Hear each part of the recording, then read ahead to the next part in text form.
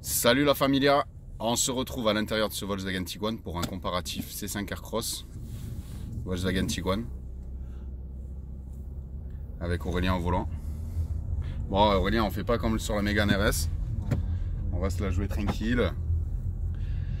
C'est vrai que sur la Mégane on avait quand même un petit peu envoyé, on voulait vous montrer ce que ça donnait. Et là j'ai une nouvelle à vous faire, c'est que je vais bientôt m'acheter un petit bébé. Donc suivez-moi parce que on va avoir une petite surprise pour vous dans quelques semaines. Et je vous en dis pas plus. Alors déjà, première de prime abord, qu'est-ce que t'en dis toi? C'est agréable à conduire. La boîte, bon, c'est une DSG, hein, c'est bien. Ouais. Ça y a rien à dire. C'est la DSG 7 celle-là, hein, je crois. Ouais, ouais. Parce que la DSG 6, j'ai essayé le Caddy, Volkswagen Caddy avec la DSG 6. Et c'était pas bien? Non. Non. J'ai pas adhéré. Alors c'est vrai qu'il était tout neuf, il avait 20 bornes, il sortait d'usine. Et il y en a qui m'ont dit dans les commentaires qu'il fallait que la boîte s'habitue. Ouais, enfin bon. Ouais, la boîte était en apprentissage, donc je savais pas qu'une boîte c'était qu'une boîte était en Alors apprentissage. moi, je veux dire honnêtement, quand je faisais des reprogrammations de boîtes de par mon travail, donc les valeurs étaient remises à zéro comme si elles étaient neuves. Et ça allait très bien dès le début sur les bonnes boîtes. Ouais. Donc, voilà. Il est quand même confortable. Hein, C'est confortable. Pour une Allemande, c'est pas très sec. Malgré les jantes en 19. Ouais, j'entends 19 par 45 en hauteur, non? Ouais, 45 on a dit. De 45 peut-être. Ou 55. Je sais pas. Je m'attendais à quelque chose de plus ferme et je suis agréablement surpris par le confort de roulement. Je sais pas si on dit ça. Je sais pas si ça se dit. Ouais, là t'as les petites LED qui vont bien derrière. On les voit peut-être plus maintenant. Ouais, on les voit peut-être plus un petit peu. La nuit elle commence à tomber. Mets-le en mode GPS pour voir l'image. Ouais, 9, ouais. Faut paramétrer quelque chose. Carte. Regarde, t'as le bouton, t'appuies sur l'écran, t'as marqué carte en bas. Ouais, voilà. Alors ça c'est dommage, parce que maintenant il s'affiche plus là. Ah ouais? Ah d'accord. Quand tu le mets sur l'écran. Peut-être que quand tu paramètres une destination, peut-être qu'il va s'afficher au milieu aussi. Ouais, une fois que tu le lances. C'est ça. C'est possible. Une fois que tu lances la... Après, je sais que tout ce qui est consommation, etc., ça peut être modifié. Ils peuvent mettre un peu ce qu'ils veulent. Et il peut y avoir plusieurs vues. Après, honnêtement, je sais pas trop m'en servir. Ah bah voilà, c'est là, je suis en train de voir. On peut mettre la navigation. La navigation, ouais. Voilà, par exemple. Ouais, en fait, entre les deux compteurs, là, c'est un écran... Voilà, c'est un écran indépendant. Tu peux afficher ce que tu veux, quoi. Voilà, on va mettre un peu ce qu'on veut. Oh les amis, il est 16h50, on dirait qu'il est 20h30. C'est impressionnant carrément. La nuit elle tombe mais super tôt maintenant. Après l'option qu'ils ont c'était pour choisir plusieurs modes de conduite. Donc là c'est en individuel. Je sais pas trop ce qu'ils ont choisi. Il y a sport, normal, ah ouais. Sur toutes les boîtes automatiques. Ouais, d'accord. Ouais, t'as un mode sport, normal, confort, éco. Voilà, c'est ça.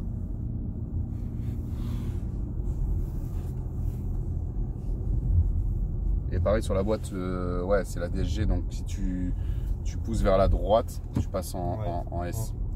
Donc il monte légèrement dans les tours et il va attaquer un peu plus. Ouais, c'est ça. Après il y a les palettes derrière, toutes petites. Ouais, t'as les petites palettes. Bon après moi j'aime bien les voitures de sport, donc des palettes de cette taille là, honnêtement, je vois pas trop l'intérêt. Mais bon. Ah ouais, je les ai même pas comme vus. ça en fait. Ouais. Bah après c'est pas un véhicule sportif, c'est un véhicule familial. Hein. Mais bon. Après motorisation je trouve que ça suffit. Ouais. Après on est sur du plat etc. Donc ça reste acceptable. Ouais, t'as un rapport... Ça fait 150 chevaux quand même quoi. C'est bien. Ouais. Ce qui est c'est bien 150 chevaux.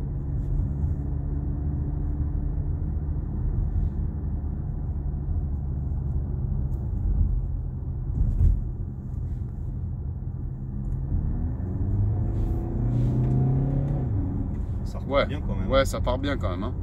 Tout à l'heure, quand j'ai pris le C5 Aircross, il manquait un peu hein, sous la pédale. Hein. J'avais un peu de mal à satisfaire l'envie que le véhicule avance. T'es là, t'appuies, il n'y a pas grand chose en dessous, c'est lourd. Là, j'ai l'impression que c'est quand même plus nerveux. Après... Alors, je ne l'ai pas essayé en mode sport, le C5. Je l'ai essayé en mode papy. Donc après, tu vas le prendre et tu vas me dire ce que tu en penses par rapport au Tiguan. Ça marche.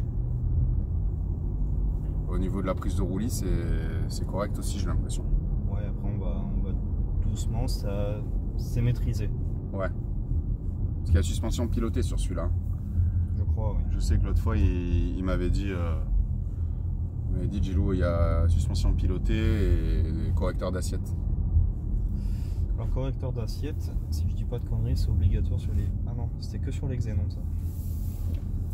Parce qu'il faut savoir un truc, c'est que par exemple les véhicules équipés des Xénon, ouais. Le correcteur d'assiette c'est obligatoire.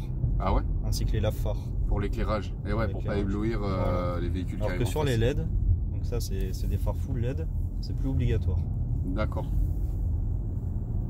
Donc là je roule un tout petit peu plus vite que tout à l'heure, juste pour voir. Le châssis c'est sécurisant. Hein. Ça bouge pas. Non, c'est nickel. Puis c'est très silencieux. Ouais, ouais. Parce que là, le moteur, en fait, on l'entend pas. On l'entend pas du tout. On a un silence, mais c'est impressionnant. On se croirait dans un petit moteur essence. Ouais, ouais. Puis même, il vibre pas au ralenti, etc.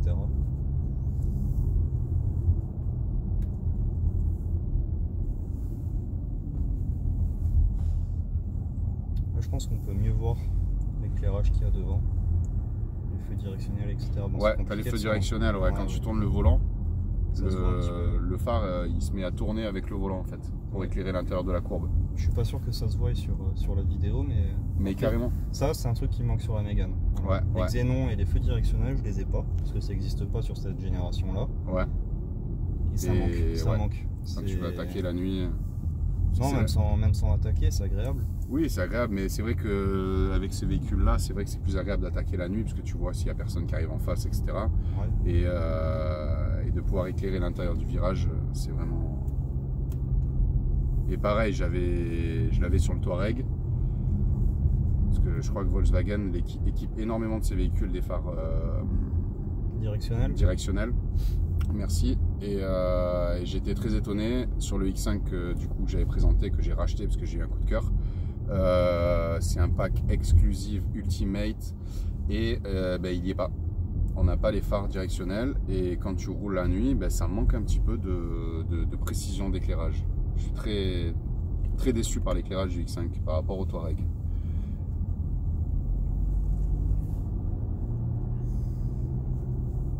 Bon, on va essayer de se taper le demi-tour quelque part. Et on va aller essayer le C5 Aircross, les amis.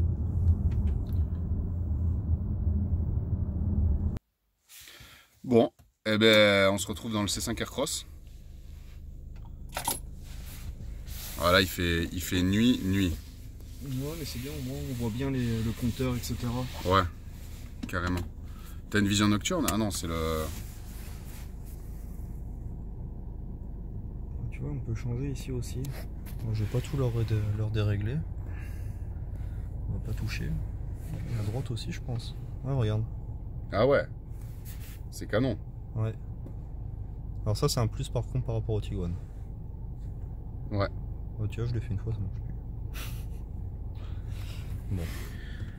Alors, là au niveau des contreportes, on a une petite LED sur la poignée. Attends, je vais essayer d'allumer quand même parce qu'on voit rien du tout. Ouais, t'as une petite LED sur la poignée, c'est tout. T'as pas de cerclage comme dans le Tiguan. T'as les petits porte-gobelets qui sont rétroéclairés.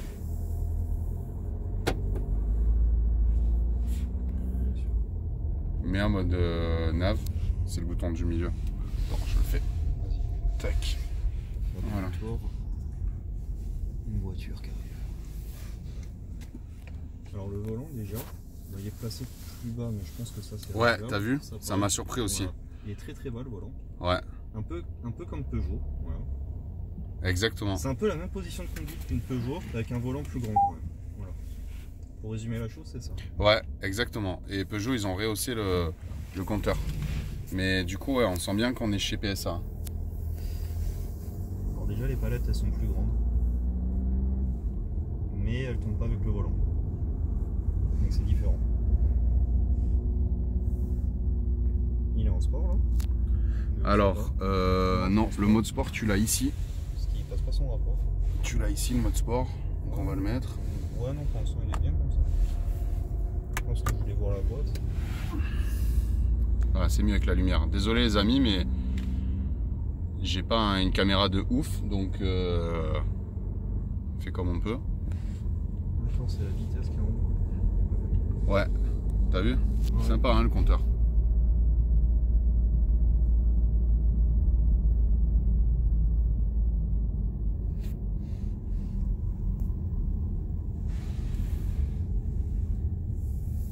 Alors au niveau de la prise en main, déjà cash.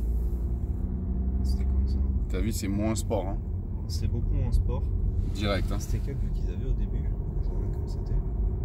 Non, c'était pas ça, je crois. Parce que là, par contre, on peut aussi mettre la navigation. Ouais. Au final, c'est très proche. Au niveau du poste de pilotage, on peut faire à peu près autant de trucs avec l'un comme avec l'autre. Donc en fait, toute la personnalisation, en fait, elle se fait avec cette molette-là. D'accord. Que c'était sur personnel, je crois. Il y a même plus de choses. C'est plus agréable, le compteur est beaucoup plus agréable sur celle-ci. Ouais. Par contre, la boîte, c'est pas la même chose. Non. Là, je sens bien que la boîte... Elle met plus de temps à changer son rapport. Il est un peu plus bruyant aussi. Ouais, le moteur, il est plus présent dans l'habitacle. Au niveau du confort, c'est un petit peu plus sec sur le Citroën, j'ai l'impression. Ah ouais? Incroyable. Je suis même pas sûr. Hein. Ça doit pas se jouer à grand chose. Citroën qui joue sa réputation sur le confort et les suspensions adaptatives, etc. C'est plus agréable quand même. Sur les grosses bosses, en fait, c'est mieux amorti. C'est Ouais. peut-être sur les petites bosses où ça fait la différence, on va dire. Sur les grosses bosses, je préférais un Citroën. Et sur les petites irrégularités, je préfère le Tiguan. D'accord. Comme les petites bouches d'égout, ce genre de choses. Et l'image aussi du GPS, elle est plus colorée, elle est moins fade Ouais. que sur le Volkswagen. Moi, à l'intérieur, je préfère le Citroën. Ouais, pareil. L'intérieur, je préfère le Citroën aussi. Mais pour avoir conduit le Citroën et avoir conduit le Volkswagen, je préfère conduire le Volkswagen quand même. Le Citroën, il est plus pâteau. C'est vrai. Non, Donc là, t'es en mode... Je suis en mode normal, je pense. Ouais, t'es en mode auto classique, quoi, en drive. Alors sur les grosses bosses, c'est bien mieux amorti. J'ai dit une connerie tout à l'heure. Ouais. Ouais, je l'ai senti là.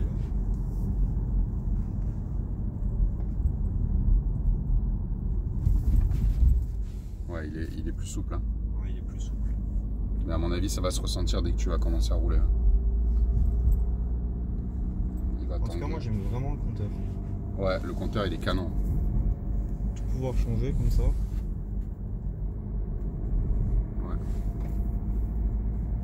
Je suis en éco. Ah, tu t'es mis tu t'es mis le mode... Le mode normal, éco, je crois que j'ai essayé d'appuyer. Mais... Non, mais sur le compteur, t'as changé de mode là. T'as d'autres modes de vision, non? Ouais, tout à l'heure je les ai. Ouais, tu les as mis. Là, toi, tu t'es arrêté sur celui-là. Bah, je l'ai remis d'origine en fait. Tout Ah, simplement, d'accord. Comme eux l'avaient. Il y en a beaucoup, il y en a vraiment beaucoup. C'était peut-être celui-là qu'ils avaient. Ouais, je crois que c'est celui-là, ouais, quand je l'ai pris tout à l'heure. Ouais. Et t'as carrément la possibilité d'avoir que l'écran GPS. Ouais. Sur ton compteur, c'est canon. Ça, c'est canon. Là, t'es en quoi? Bah, j'ai essayé d'appuyer sur sport. Ce qui est dommage, c'est qu'il y a rien qui le dit si on est en Il n'y a sport. aucun indicatif? En éco, il n'y a rien. Et je suis en... Ah, ça y est, oui. Ça y est, il s'est allumé le bouton sport, il s'est allumé. En fait. D'accord.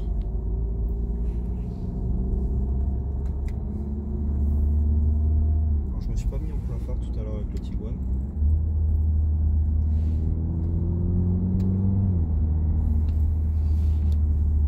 Niveau motorisation, c'est vrai qu'il est en dessous du Tiguan. Ça manque, hein. Ouais. Ça manque de pêche. Et il est vachement plus bruyant. Il est plus bruyant, ouais. Si on met en écho.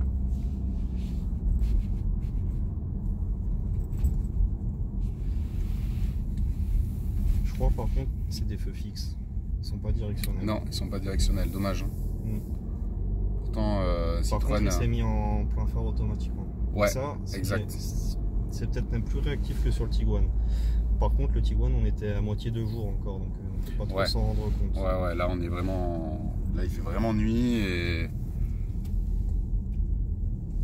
Ouais. Donc je pense que le Tiguan est mieux insonorisé, il a une meilleure motorisation. L'intérieur, je préfère le Citroën. L'extérieur, j'ai un petit fait pour le Tiguan. Et c'est deux voitures complètement différentes. D'aspect extérieur. C'est deux concurrents, mais en même temps, ils sont radicalement différents. Il a 7000 km, c'est ça? Ouais, il a 7000 bornes, il est tout neuf. On devait faire la vidéo il y a 2-3 mois, elle a reçu il y a 2-3 mois et j'avais pas le temps. On a eu du mal à trouver le temps, donc voilà, là j'ai dit allez. Feu. Après, au final, il est mieux équipé que le Tiguan. Qui est quand même près de 10 000 € au-dessus en termes de prix. Ouais, je connais pas le prix exact. Donc c'est. Pas 10 000 €, mais. Pas loin. Ouais, on n'est pas loin. Pas loin de 10 000 € plus cher quand même le Tiguan pour un équipement qui est moins. Il me semble qu'il dépasse les 40 000, ça c'est sûr et certain. Et ouais. Et là on est à 33 je crois sur celui-là. 33 000 donc.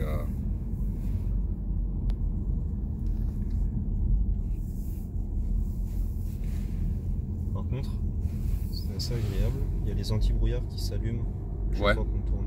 Et il est vraiment réactif parce que hop, vu, ça se coupe. Les phares ils se sont coupés direct. Et là on va voir dès que les voitures sont passées. Il se remet en plein phare. Là t'as rien touché toi? J'ai rien touché. Ouais. Et ça Daniel elle me l'a dit, elle m'a dit ça c'est magique. T'occupes de rien. Avant le Tiguan, mes parents ils avaient une Golf avec ce système et c'était pas du tout au point. Donc je sais pas s'ils l'ont remis au point au bout du jour, on va dire, sur le Tiguan. Parce que bah, je le conduis pas assez, hein, c'est pas le mien. Mais en tout cas là c'est vraiment bien sur la Citroën.